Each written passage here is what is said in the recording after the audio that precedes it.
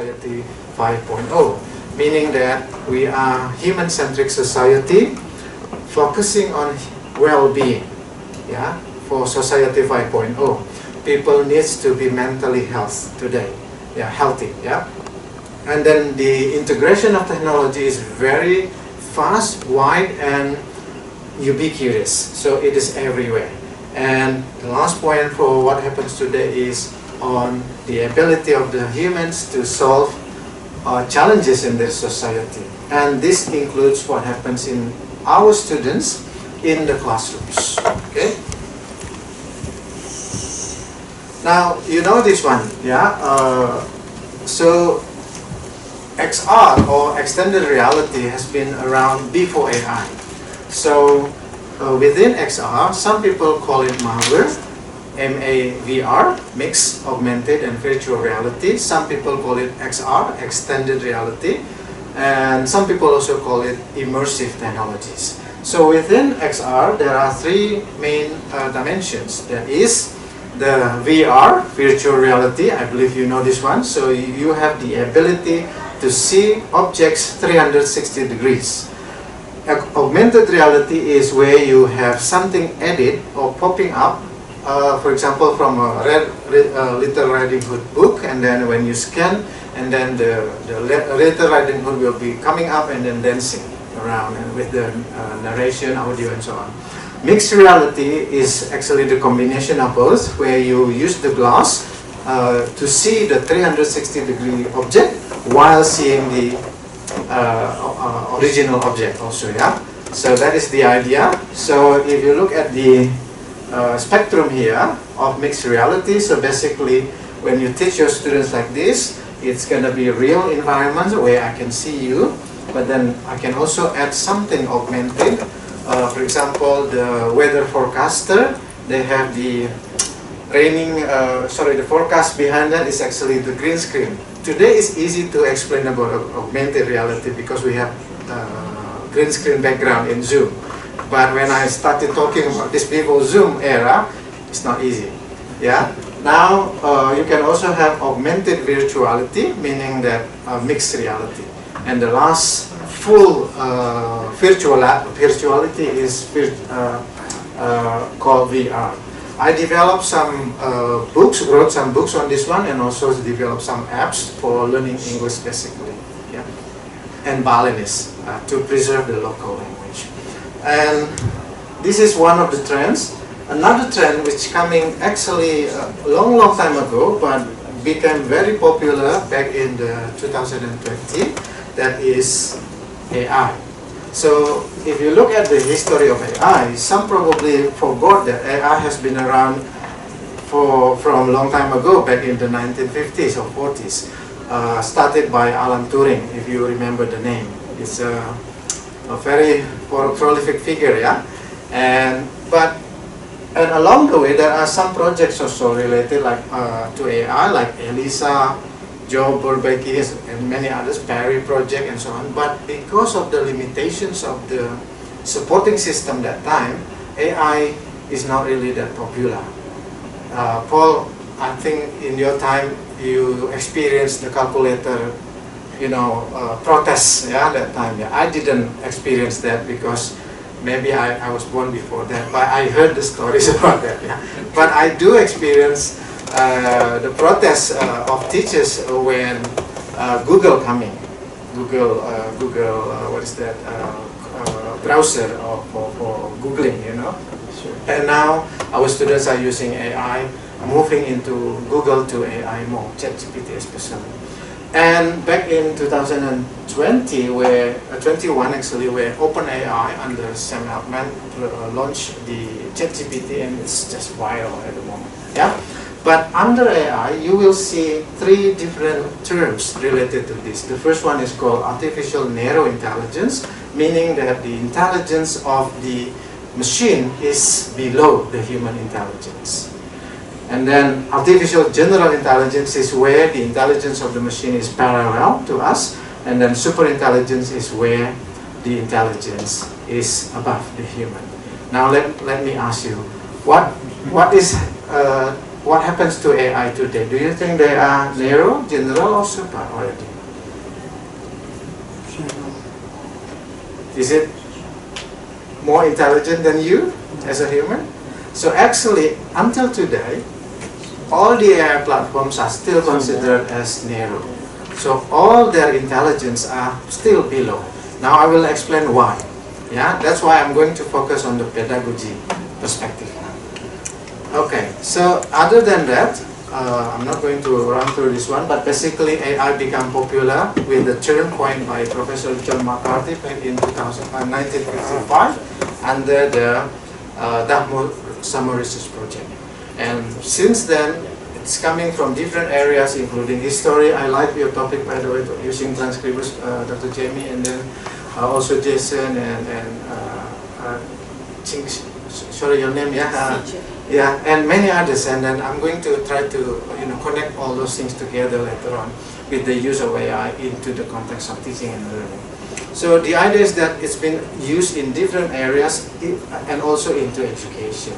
And one of the interesting comment is that it becomes like human intelligence, and in the context of classroom teaching, especially English, it can be our teacher or now probably tutor or pedagogical agent.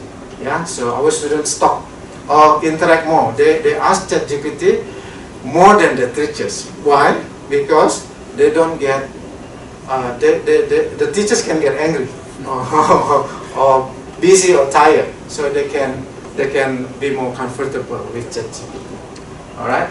So just to wrap up, so you basically have the two big things happening of the XR technology. This is Curiosity rovers in Mars, and then you have also 360-degree cities.net, where you can explore popular cities in the world. This is good for our language students.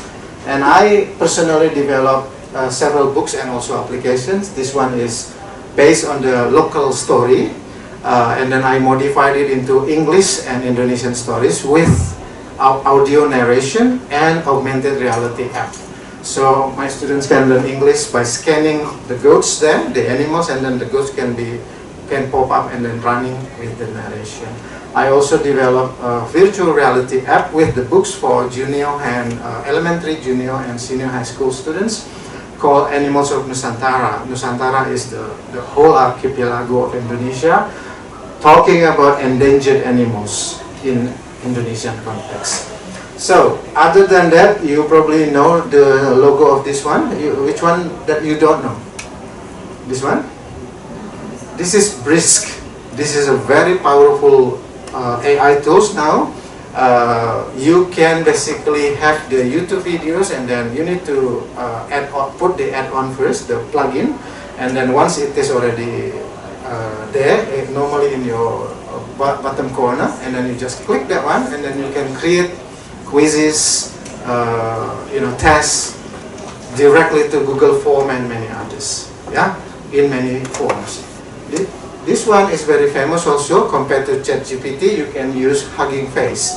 You can customize a lot of GPTs for free in Hugging Face.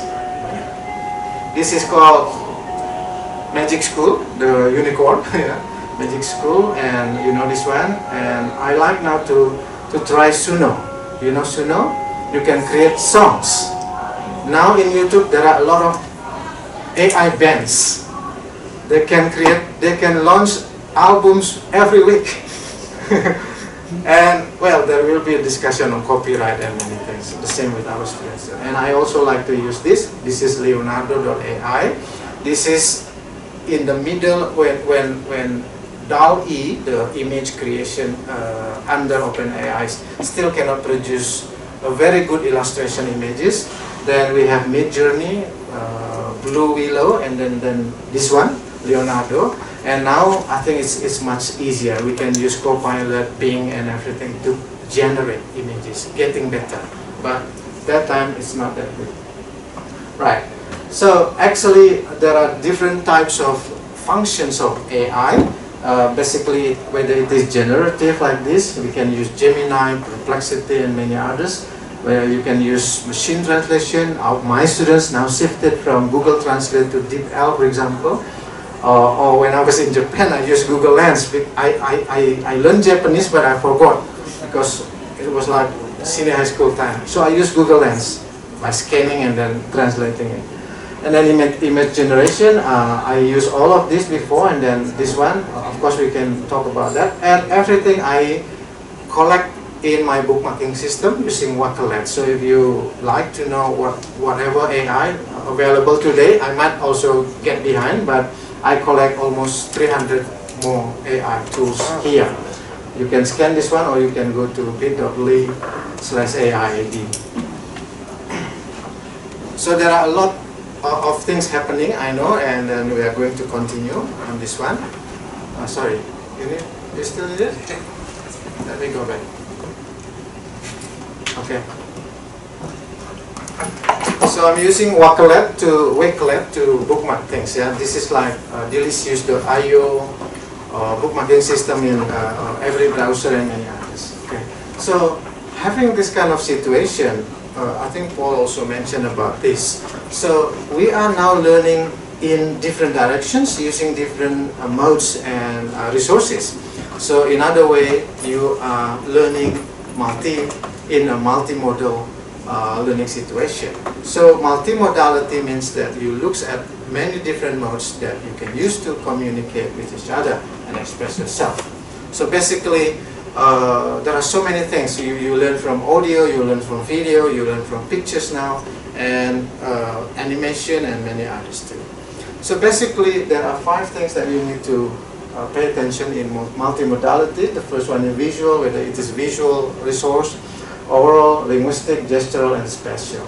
You can read more on the workshop, these people later on. So I'm not going to explain a lot. Just now we heard from Jason, for example, you utilize ChatGPT to help you and the students also in the context of academic writing. And actually, we know that one of the weaknesses of AI, generative AI, is in terms of pragmatic, interpretation.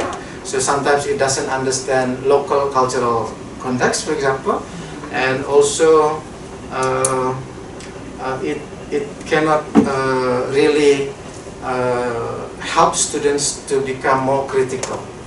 Like in academic writing, they just rely too much, over-reliant to the results, which is outputs. So they lost the ability to process information, to train their critical thinking ability and creativity.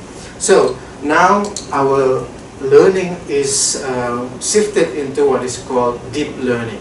So deep learning actually has been around. I remember I did my dissertation more than 15 years ago in Australia, and then I used solo taxonomy that time.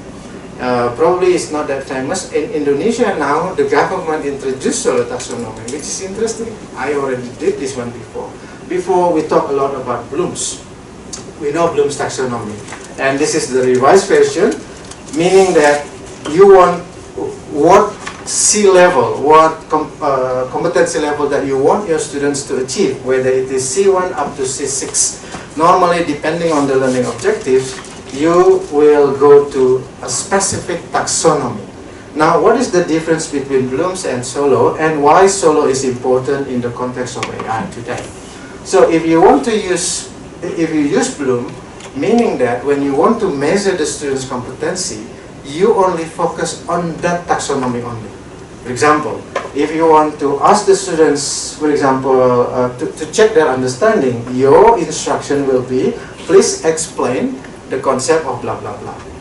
That means that your score will be only in the taxonomy.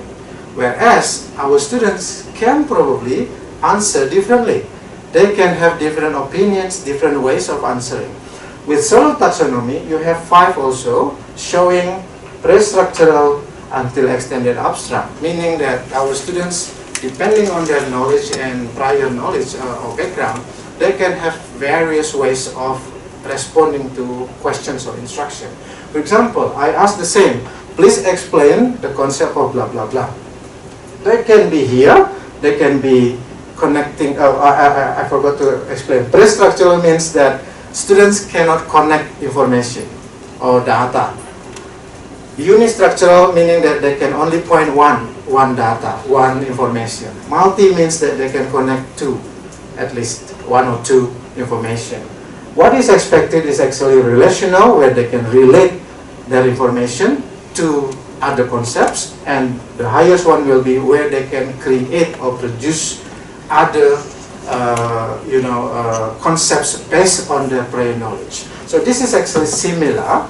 That is called higher order thinking skills. But using the same example that I asked just now, the same question, but the student's answer can be into different taxonomy. So now, in the 21st century learning, you will expect them to be here. But it doesn't mean that they cannot start here. Okay? So, again, look at your learning objectives in each course and lesson. That week, for example, what is the objective? So, focus on that one. But think about this, whether you want your students to be able to move beyond, their situation at the moment. Another three important concepts in deep learning is the learning process should be mindful, meaning that they should be aware what they are doing now. Sometimes they don't know, or they are not aware why I am sitting here today. For example, if I ask you, maybe your lecturer asks you to sit here, I don't know, or maybe you like it. And by being aware, meaning that you know what you are going to do and you have the purpose. Meaningful, I think it is clear. When you go out from this room, you still remember what I talk, for example, or I share with you, or Paul talk. That is meaningful, you still remember. Joyful, I think it's easy. Yeah. So now probably you need to reflect to yourself whether your teaching and learning process in all of them, or two of them, or one of them. Okay? Right. Next thing that I'm going to share with you is, I probably will not talk a lot about this because you know this one. So when dealing with AI in the 21st century learning, you should always look at the foundational existing theories related to call, because you are integrating technologies and language in this context, and the integration should be effective and meaningful. So I believe you know behaviorism is a long time theory, but there is also another concept regarding with call called behaviorist call. So I don't know whether you remember during your time you play with computer and then there is a question and then you answer. When it is true, the computer will say you are right by giving a thumb or giving an applause. But if it is wrong, then try again. That is called computer assisted instruction, CAI, C-A-I. Yeah, so that is very behavioristic. So it's repetitive habit formation. Of course, there are weaknesses on that one depending on the theory. Now there is also cognitivist call. The period will be similar to each of the theory development. Yeah, this is like from 1940s to 50s. This is from 50s, 60s to 70s, and this is 90s up to now. So the idea is that in cognitivist, AI today is actually cognitivist. So you give input, there is a process and there is an output. Okay? But now you expect them, our students and us actually, to be able to integrate and also construct their own knowledge. The problem for today is that we have the AI, the students wants to be quick and to get a higher score. I don't know, I know the Asian culture in general are like that, especially in my context. It's surface learning. It's called surface learning. Instant learning, high GPA, quick graduation, something like that. So the problem is that you got the outputs, but you don't understand the meaning of the outputs from generative AI. So your job is here, excellent. Now, related to other theories also, we have to, this is like a revisiting that one. I'm sure you have read this one, so just want to remind again.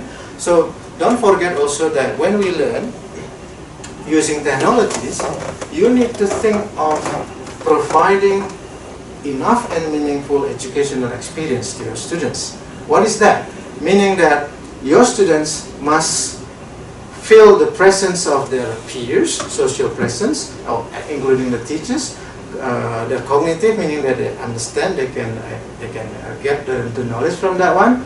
Simply to say, and the teaching presence means that the teachers know how to deliver, and the students can understand the way the teachers deliver. Sometimes the teacher, well, the students will say, my teacher cannot teach. I don't know. Well, or my teacher speaks by himself in front of the class, and then the students, well, it can be from the student's perspective, right? But from the teacher's perspective, it can also be the same. I already did everything, and then my students just cannot listen to me. They are sleeping there. Is it like that? True? Yeah. So teaching presence means that you know how to deliver the instruction well. So this is later related to another concept called technology integration framework that I'm going to share. Another concept is called connectivism in the ubiquitous, all-connected era today. Everything is connected. In the past, we cannot ask our students to interview, for example, Elon Musk, for example.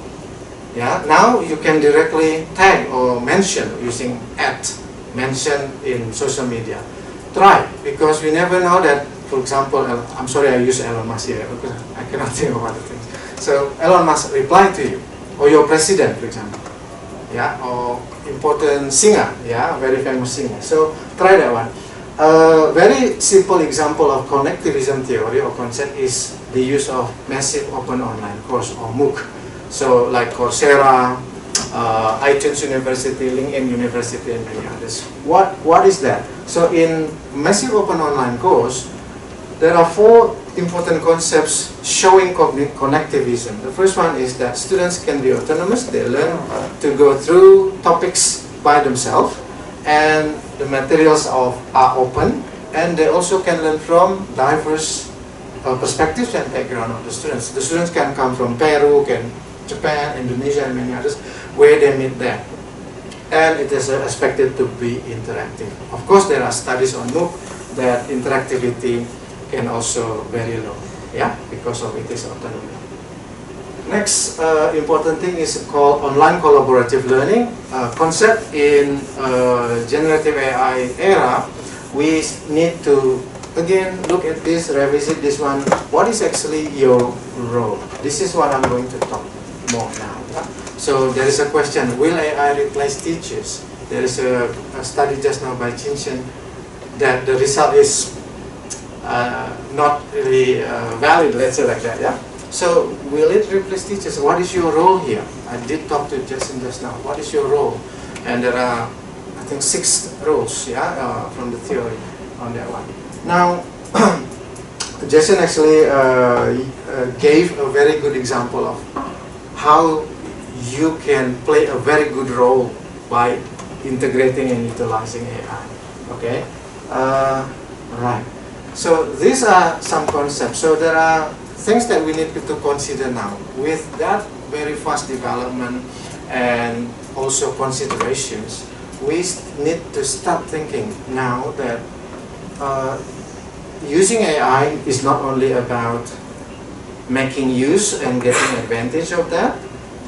For example, for helping you to quickening or making faster, doing things like transcription just now, or creating an outline, for example, or creating materials. But also there is a danger of that you need to think. For example, what is strong today is the students' critical thinking, yeah, and their ability to understand contextual things. This relates to AI literacy. So Chomsky, as you know, wrote this one back in 2023, and there are 3 concerns from his post. The first one is there is an optimism on the emergence of AI. There is a potential also, but there is a worry regarding this machine to this machine. We know the potential harmful,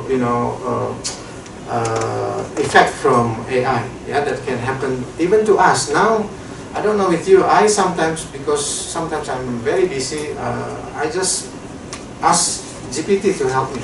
to design things, to explain me things even. I don't understand the concept, for example.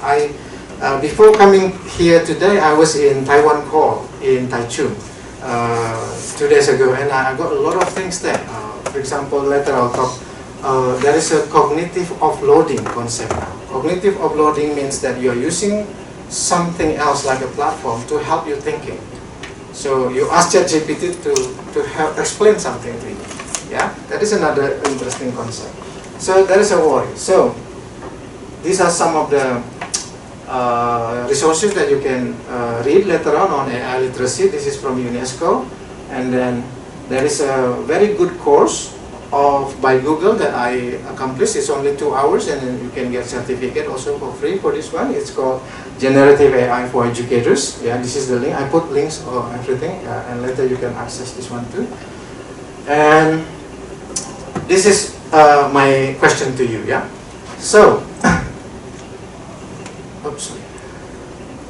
Why do we need to be literate? Now imagine in the next 10 years you fly. Do you want to have a pilot graduated with the help of ChatGPT to fly with you? Or you go to a doctor and then the doctor examine you and he or she graduated from ChatGPT. You probably will not trust that one. And especially for our younger generation, do you want that our sons or grandsons, grandchildren taught by teachers graduated by ChatGPT? Now, learning loss is quite big, at least in my country. My students sometimes cannot understand basic concepts due to the pandemic because they just graduated, even though they don't go to school for 2 years. And then now they can answer, get 100, but everything is ChatGPT. They don't understand things, yeah, and they are going to be teachers. So this will affect our generation as well. So my next question to you will be, what can teachers do to teach the class? Yeah, what roles that you can play regarding to cognitive offloading phenomenon now, and also the concept of anthropomorphism. Basically, you are using robot to help you, machine to help you to learn. Right, now I'm going to be quick on this one. So how to integrate everything now? You have multimodality, trends of XR and AI into our fully artificial intelligence classroom. Yeah, I mean, students are automatically using it. You cannot just limit them. And we know the potential also, but now the question, how you as the teachers can go together with the technology to bring about the best for your students. So in learning, you know the concept of pedagogy, andragogy, and there is 3 more in the 21st century learning called cybergogy, pedagogy, and heutagogy.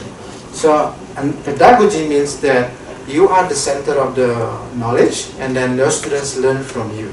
This is suitable for young learners normally. Andragogy means that you are co-learning or facilitating with your students. You are in the middle, and then there is an exchanging discussion. And then cybergogy, I think it's clear, you are learning using technologies. Pedagogy, there should be a collaborative cooperation a lot with the students, students to students, students to teachers, students to materials, and so on. And what is quite challenging is called heutagogy. This is the word from Blasch. I don't know how to pronounce Blaschke. Yeah, the spelling will be Blaschke. Yeah, how to pronounce that one? I don't know. And heutagogy is related to learner autonomy, self-directed learning, self-regulated learning, but it's a bit different. Autonomy means that students can work by their own. Self-regulation means that they can learn by themselves and control their own learning. But heutagogy is simply to say self-determined learning. So they must be determined to learn by themselves in a very chaotic, let's say like that, situation where information are coming from everywhere and so on. Right. So how to deal with this one?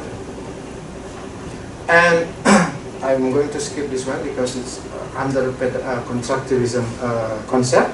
So when you teach later on, especially teach languages, foreign languages, or any courses, I think as a teacher you you start from this scaffolded activity. Yeah. So you have to be clear with your approach. Are you going to use, for example, constructivist approach, where you want your students to be able to develop or create something by themselves, or you want to use, for example, communicative language teaching in English lesson, for example, they should be able to communicate as much as they do. And then what is the method, for example, discussion, procedure, okay, what procedure number 1 will be this, number 2 will be this, and what is the time, for example, you know, the body, reflection body, for example, pair activity, and many others. So this is basically the concepts of teaching. And then once you got that clear pedagogical understanding, you need to be able to look to another big concept called technology integration framework. The reason is that many now use technologies, but the problem is that technology alone cannot be successful, and sometimes it is not scaffolded well. Scaffolded well means that sometimes your technology doesn't suit. This is a very interesting phenomenon in my context. I observed internship teacher. They go to senior high, junior high. It's 1 p.m., very hot, and the class there is no air conditioner and quite big class. And the intern students use Kahoot or quizzes or word wall. Okay, students, we are going to play game, and students are very motivated because there is a ranking, you know. And then after the game, the teacher say, okay, now we are going to study simple present tense. Suddenly the students become passive. That is the example of there is no clear integration of technology. Another thing is that I'm teaching parts of the kitchen, and then I ask the students, okay, use an augmented reality app and scan the objects in your kitchen. That situation shows a non-effective technology integration. Why? Because the objects are within their surroundings. They can see by themselves, and they can even bring it to the class. You need to use, for example, augmented or virtual reality if, for example, the objects are not there. In Indonesian context, there is no train, for example, in some islands. We don't see Eiffel Tower, for example. Then you use virtual reality, look for Eiffel Tower. So this is what is meant by scaffolding, effective, meaningful scaffolded activity. So what are they? There are 3 that I gave today. Actually, there are a lot, yeah, of the technology integration framework. You have heard about this, I believe. If not, we will learn together. The first one is called TPAC, and then summer model, and then triple E model. So what is the idea of these technology integration frameworks? So the original of TPAC model actually started longer than this, under Lee Schulman's concept of PCK. That is pedagogical and content knowledge. But then when the technology emerged, Mishra and Kohler in 2006 proposed one new dimension, that is T, technology, and the model becomes technological, pedagogical, content knowledge. And there are 7 dimensions here to achieve the middle here of TPAC. So, simply to say, as a teacher, you need to have content knowledge, pedagogical knowledge, and technological knowledge. Let me give you an example. For example, the topic of the class today is procedural text. Content knowledge means if you are an English teacher, you know what procedural text is. That is the material as a teacher. You need to know what is it about. And then you start thinking, okay, I will ask my students to interview their mother of how to make fried noodles, fried rice, or many other types procedurally. That is pedagogical knowledge, meaning the delivery of the instruction strategy. And then while interviewing their mother or the sellers in the street, for example, they can record under consent and then edit it, and using Instagram or TikTok, whatever it is available in your context to show their activity, and that will be technological knowledge. So basically, you as a teacher don't have to be technological savvy. If you are, it's good. But you must be strong in pedagogical knowledge, and you know how to direct your students' activity, including how to utilize their technology well. They will be better. I am a technology person, but I am much slower than that. I cannot, edit a TikTok video as fast as them and as beautiful as them. I can, but I don't have time and I don't want to sometimes because it's just too consuming. My time will be using Camtasia or Photo Story, long program, long time ago. But there are different versions of TPEC. I encourage you to read more about this, and what I need to show is an updated TPEC framework. This dash is actually showing context, meaning that even though that you know the content or the materials, you know how the strategy to teach, and then you know the suitable technology, pay attention to the context. For example, you ask the students to record, whereas the students do not have mobile phones. Or the class is hot, there is no air conditioner, and so on and so on. So these are the contexts.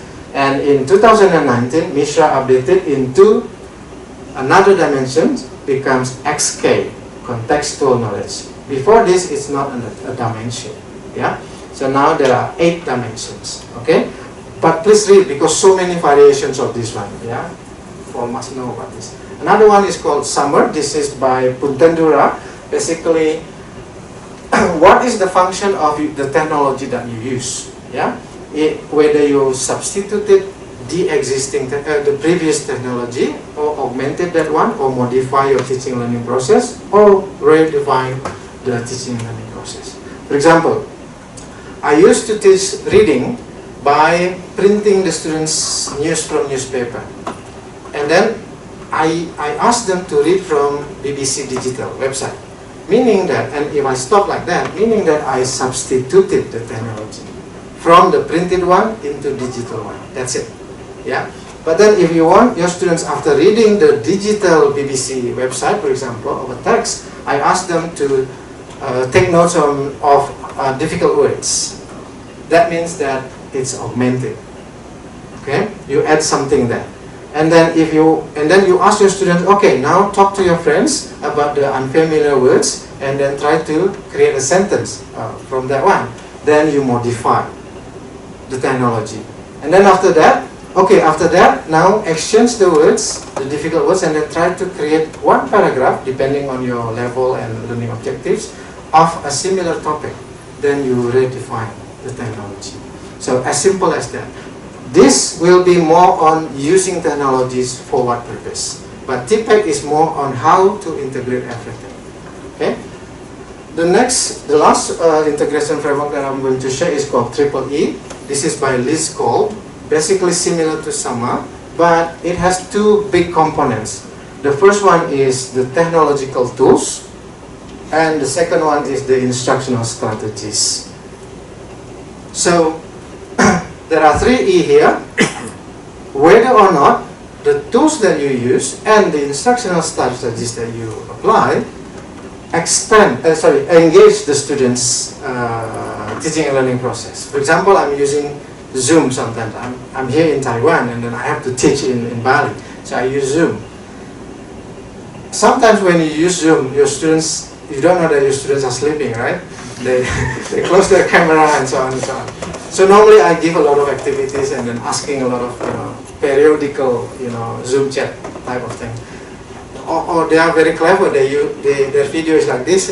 It's a video background, not the real person. So whether or not the tools and the strategies engage. Engage means they participate well or not. And then after they engage, whether the materials that I teach using the tools and the strategies that I'm using help them to enhance or comprehend the materials. Okay? And the last, whether or not the tools and the instructional strategies will be used outside the class or extended outside the class. So the point for EEE is this spot. This is called the sweet spot. Yeah, E. Okay. So you aim for everything, yeah, but the point will be only the tools and strategies. Okay, please do it and then try to adjust to your context. Yeah. So now the big point is that we are shifting from AI assisted to AI integrated, meaning that you have to think of a lot of components and variables and dimensions in the ELT context. So I give you some simple examples. Paul already started that one, thank you very much. And then this is also kind of, strengthening that one, yeah. So for example, how to use AI in your language skills class. In reading, for example, the objective can be skimming, scanning, and critical thinking, for example. And then you also have some other elements like vocabulary buildings and paraphrasing skills. So I'm going to use AI for this one. You know this one, right? This one is GPT, and then you don't know this one. Okay, this is Quillbot, yeah. Quillbot. Yeah, Quillbot. Quillbot. Okay. Okay, and then what are the activities? So, so you use these two for different purposes. Yeah. So, for example, GPT is to generate reading passages, or you can have an original one, and then you can play around to create another difficult level. Yeah. And then Quillbot to practice paraphrasing and summarizing.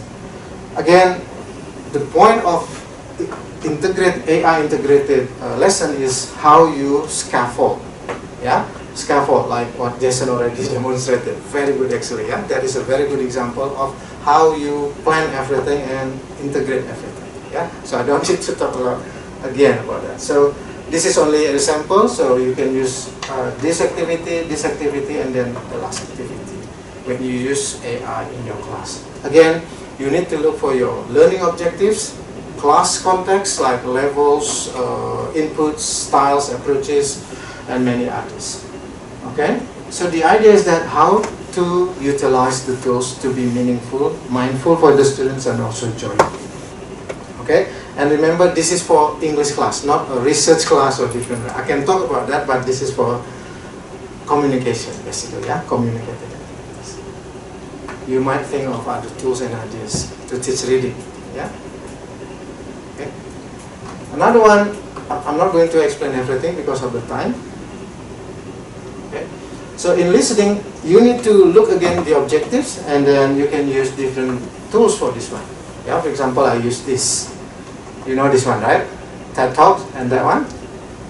This is very good actually. This is called Monica.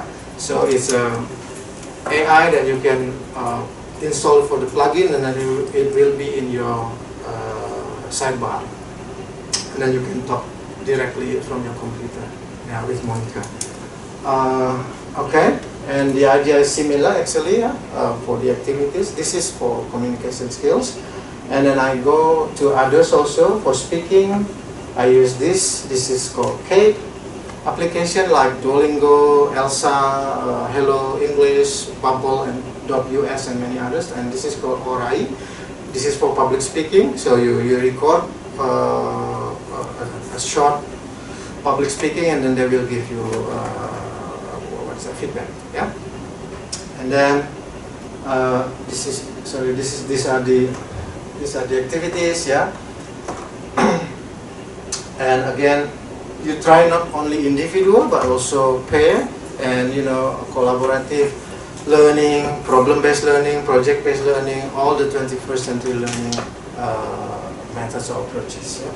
The last will be on writing, like many are already shared just now. Yeah, writing will be very sexy in a way for AI, yeah, because it helps a lot with writing, and there are many different good topics just now. Yeah, and basically I use Grammarly, this one, yeah, and Gemini. You can also use others here. For example, GPT, Perplexity, Jenny AI is very good. You know Jenny. Jenny can help you create an essay part by part. Yeah? If it is free, then you have, I think, 500 words or something. You can always buy the premium. It will give you, okay, the same prompting. I am going to write this one, and then they give the first sentence. Do you like it? And then you say yes. You're kind of interacting with Jenny. And then it will give you alternatives, like GPT also and Gemini now. But it creates directly the essay for you. yeah, with real references. GPT can be hallucinating, and you know this one, yeah, and manipulating. I tried it once using my own publication, and then it's just going everywhere. The name is the same, but the name of the journal, the metadata is not similar, yeah, so it's still there, okay, but Jenny, Perplexity, size space, yeah, because I'm also doing research and teaching research, so I'm using AI a lot also. And Dimensions.ai is very good also for meta-analysis, using voice viewer just now, or systematic literature review, scoping, and many others, yeah. So many others. So this is for speaking, for communicating or learning language basically. Okay, the idea is similar, how to scaffold, yeah, step 1, step 2, step 3, without forgetting the purpose of the learning itself, yeah. So you are not focusing on the technology only, but integrate everything, okay. Now, I like to give you a simple steps for helping the students learning English. For example, in writing, creative writing. So you can ask your students to ask AI to create a storyboard. For example, giving a topic of children's story. For example, suggest a title.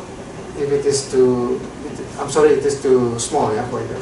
This is suggest a title of an adventure story for children, and then GPT will give the quest of the lost treasure of the jungle, and then I ask, give me 5 more, and then it gives 5 more topic or title, and then I pick one. I like the secret island expedition. Give me the outline of this title for 8 sections, and then it gives me the story basically.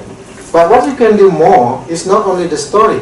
You can now produce your own illustrations for illustration book, even with the activities with the students, by revising recursive, yeah, activities, do a gallery walk and so on, until if you want you can publish it to get ISBN.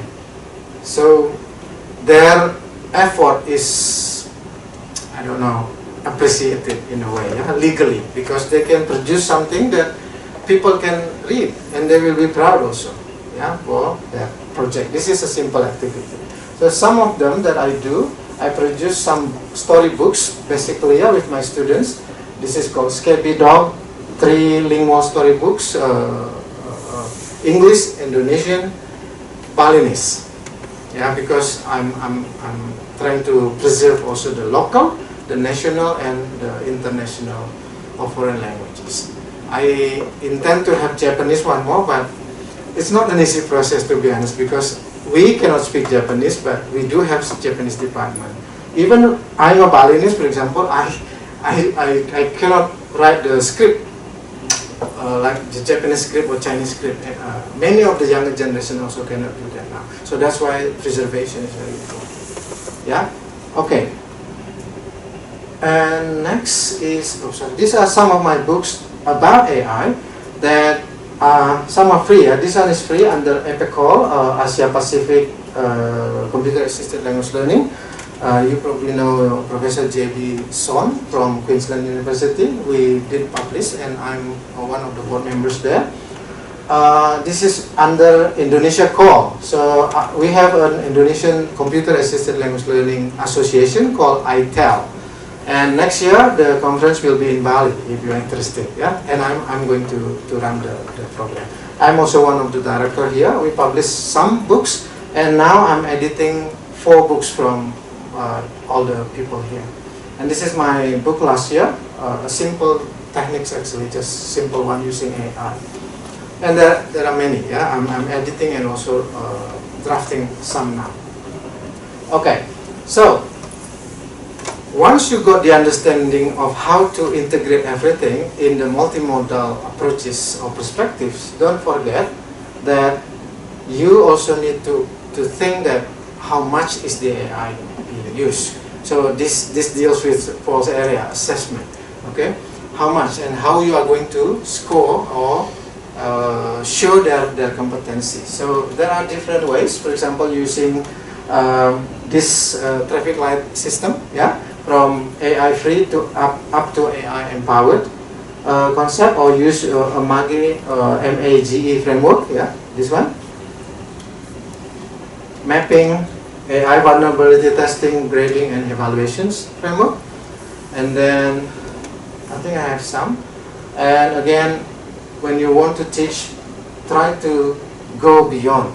A good term called, by Helen Bound is called future-oriented pedagogies, FOP. Yeah, what is that? In terms of knowledge, rather than only reproducing it, you need to go to canonical, distributed, and emerging knowledge. So basically helping your students to own, to have their authentic voice. Remember, ChatGPT can give the answers, and if they only copy and paste, they lose their authentic voice. Yeah, but our students will go there because it's much easier compared to Google. In Google, they need to connect a lot of links and information, but in GPT, they got the answer. I have a joke, they even can slap ChatGPT, give me more, give me the right answer, and so on and so on. There is a cartoon of Batman slapping Robin and like that. There is a meme, yeah, on that one. So that is the idea. So again, your teacher is actually on helping how the teaching and learning process using technologies, whatever it is, be more meaningful, mindful, and joyful. Last point, you need to think of ethical considerations also. As far as I know, there are two international frameworks or guidelines on ethics, and one from Indonesian ministry that I can find. Yeah, one is from UNESCO, the other one is from European Union, and one from Ministry of Education Indonesia in my context. So you can look for these two, I think. Yeah, what are they? So these are the points that they look in terms of ethics in using AI.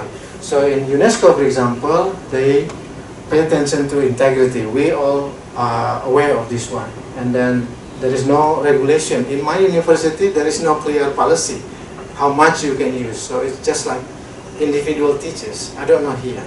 Yeah, maybe yes, maybe no. Yeah, and then and so on and so on. Commercialization is something that you need to think also. Remember, when you use that one, you need to pay, right?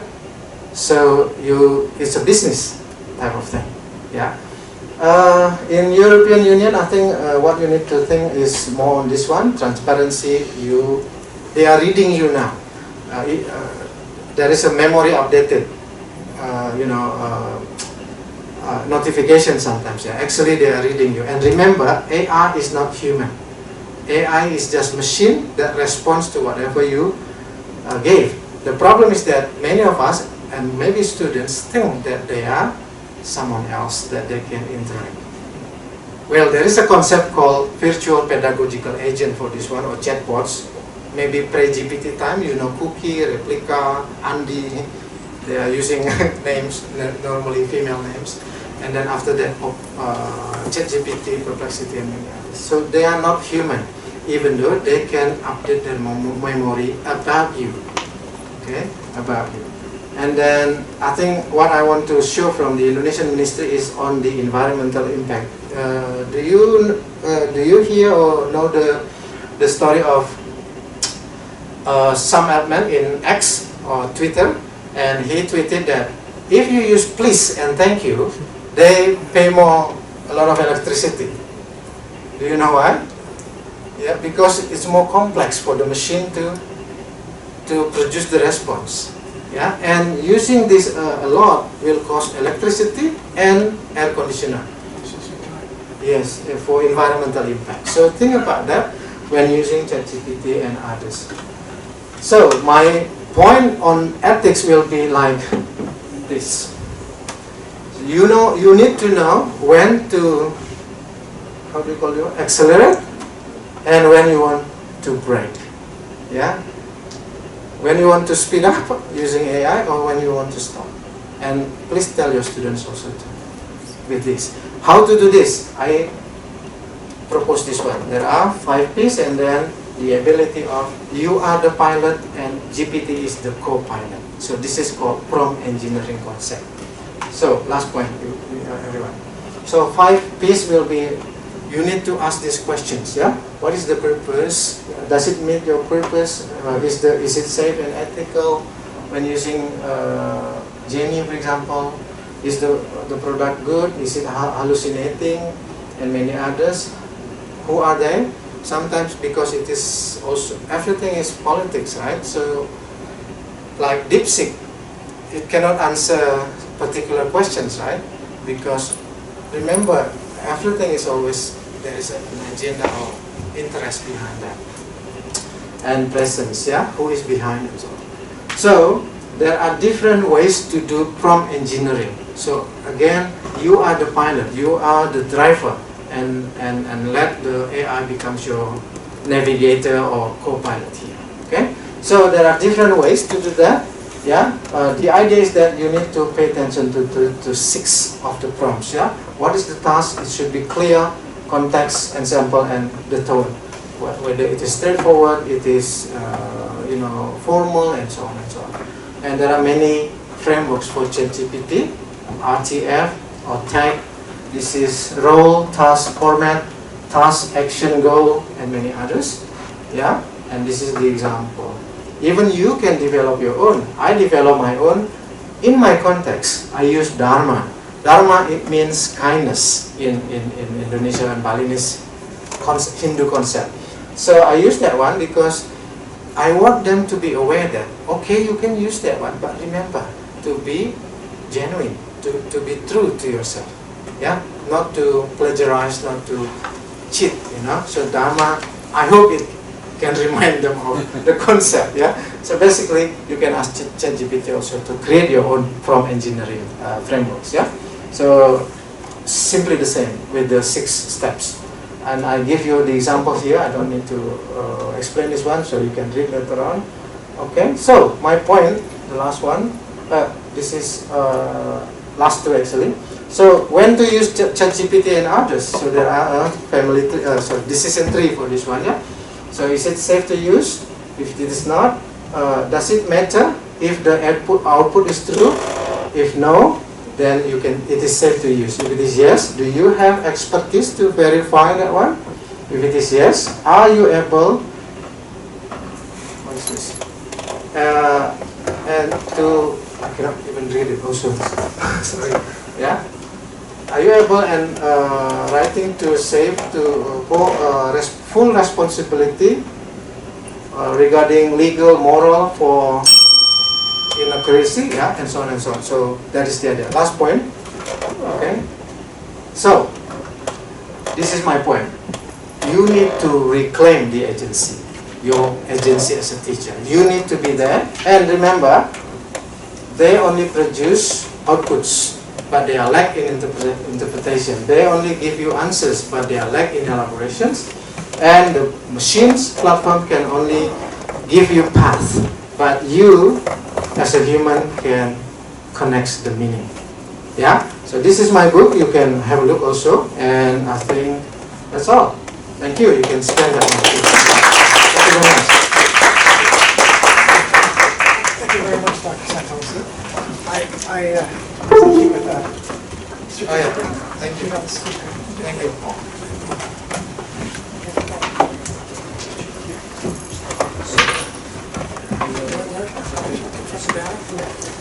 Yeah. Why is it different? Thank you.